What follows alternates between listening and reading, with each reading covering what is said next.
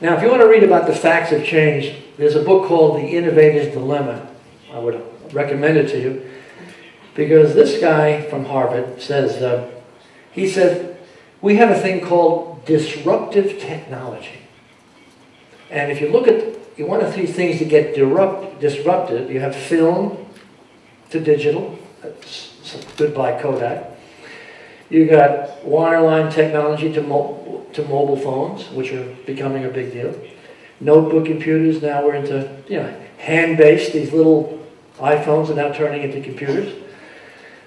And you talk about the fact that they laughed when we put this baby out. And we say, will history repeat itself? Well, what happened the first time we did the 32-bit machines, well, this is going to happen with the 64. And the story. In other words, what's your story? Will history repeat itself? In 1979, the experts said there was no need for a 32-bit system, and they were wrong. Today's experts say there's no need for 64. Will they be wrong again? That's what they had to aggressively pursue that. Guess what? The story was never told. The story was never told. The CEO said, I don't want to be niched or become nothing but a workstation company. I don't want to have just this workstation. I want to be a lot more than that.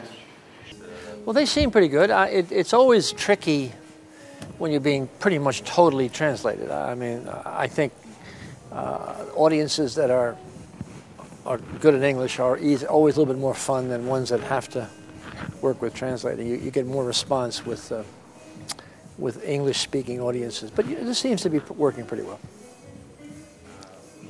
Can you give the main advice for Belarusian companies?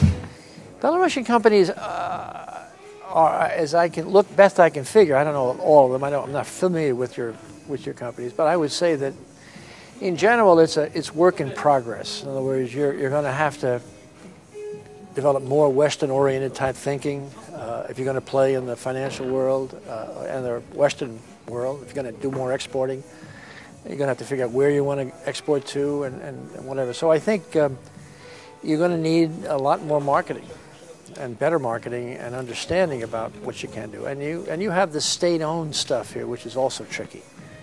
You have to sort that out as well.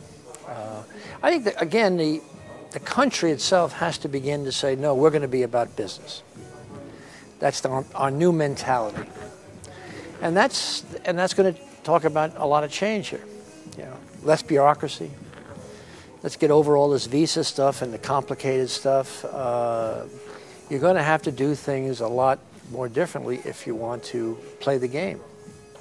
So I would say that it's work in progress.